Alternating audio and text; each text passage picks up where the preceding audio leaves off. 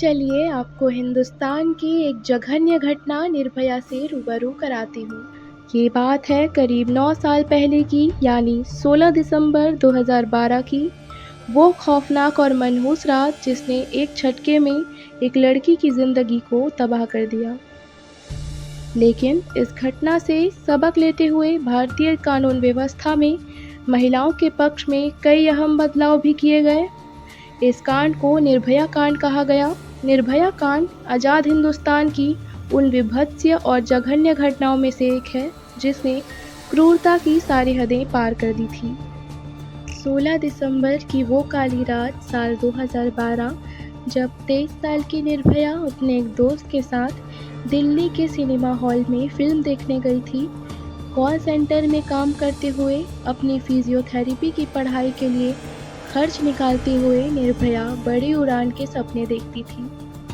Film देखने के बाद निर्भया अपने दोस्त के साथ घर जाने के लिए ऑटो का इंतज़ार कर रही थी, लेकिन काफ़ी देर तक द्वारका जाने का उन्हें कोई साधन नहीं मिला, तो वे ऑटो में बैठकर मुनीरी का बस स्टैंड तक आ गए।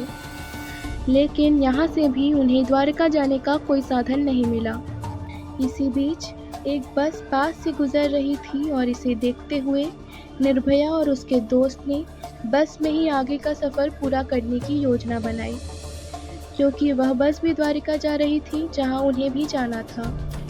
इसी बीच बस में 6 और लोग भी बैठे हुए थे। बस द्वारका के लिए निकल गई थी और अभी रात के 10 भी नहीं बजे थे। सड़कों पर भी लोग दिखाई नहीं दे रहे थे। इसी बीच बस में सवार एक नाबालिग लड़के और उसके साथियों ने इन दोनों के साथ बदतमीजी शुरू कर दी। शुरुआती बदतमीजी ने अचानक बड़ा और ख़तरनाक रूप ले लिया और ये आज़ाद भारत के लिए कलंक साबित हो गया। स्लम एरिया में रहने वाले अपराधी प्रवृत्ति के राम सिंह और उसके अन्य साथियों ने निर्भया के दोस्त के साथ बुरी तरह से मारपीट की, तो वहीं दूसरी तरफ निर्भया को बस के पीछे ले जाकर उसके साथ हाथापाई भी की। यही नहीं, इन अपराधियों ने बारी बारी से उसके साथ रेप भी किया। निर्भया के विरोध करने पर लोहे की रॉड पीड़िता के शरीर में डालकर जानलेवा हमला तक किए। दोनों लोग घायल अवस्था में बुरी तरह वहीं पड़े रहे। घड़ी की सुइयां की रात 10 के ऊपर जाने पर और बेटी निर्भया के घर नहीं आने पर माता पिता को चिंता हुई, तो वो बार बार फ़ोन करने लगे।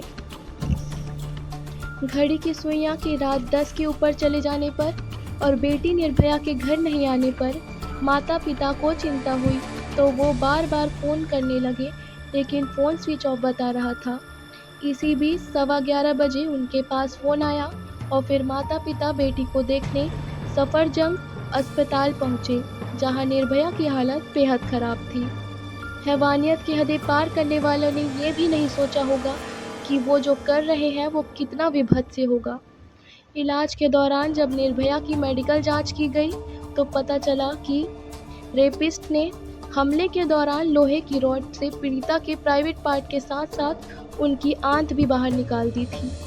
कई दिनों वह दिल्ली के अस्पतालों में जिंदगी और मौत के बीच संघर्ष करती रही। फिर तत्काल मनमोहन सिंह सरकार ने 27 दिसंबर को उन्हें हवाई एम्बुलेंस के जरिए सिंगापुर भेजा, लेकिन 29 दिसंबर की सुबह निर्भया ने अपनी छोटी सी जिंदगी की आखिरी सांस ले ली।